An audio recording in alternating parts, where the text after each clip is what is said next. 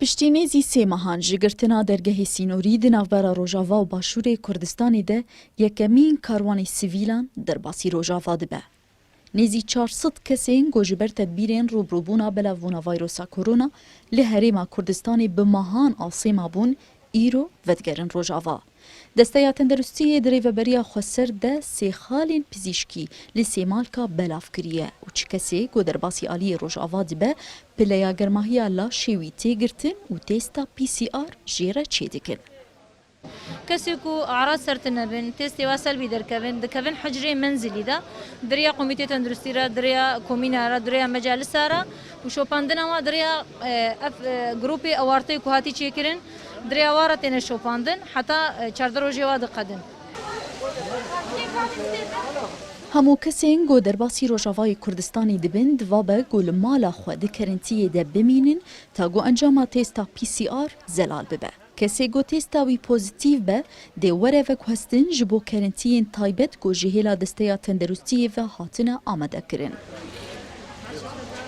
خودی من مالا خوابن اسلامی من مالا و کرکی من مالا می و ساخو این تلویزیون هایو امیش خوابن ساخو المالی این ما تشلو املوی دی مال دو میست میولو جمینن أشوفهم كشكام عملي شكله أشوفهم أزمام على قصدي هيدين مزدورن وحتى الحمد لله ريف أبو أم هاتنو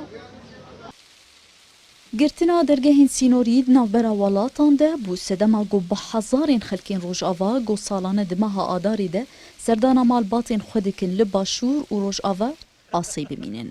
Derbarê vê yekê berpirsê dergeha Sêmalka didezanîn. Kesên got ji Ewropayê hatine û li Rojava a Sêmane biryar wan li xwe nagire. Lê dibe got di demên bê de çareseriyek ji wan re were dîtin.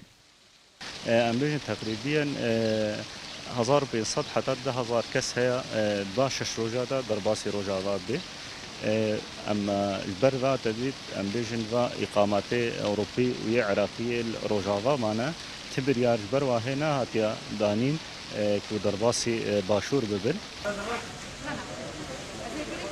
Di çardeyê adara 2020 de dergeha Sêmalka li pêştevgera welatiyan hate girtin û de encamê de 10,000 xelk li Rojava û Başûr a Sêman. Piştînêzî sê mehan biryar bi vekirina Sêmalka li pêşvegera xelkên Rojava ji bo malên wan hate rakandin. Lê bi tenê 6 rojan dergeh dê vekirî bimîne û pêşbîne got ji 1500 ta 2000 kes li ser dêrêjahiya vê demê derbasî Rojava bibin.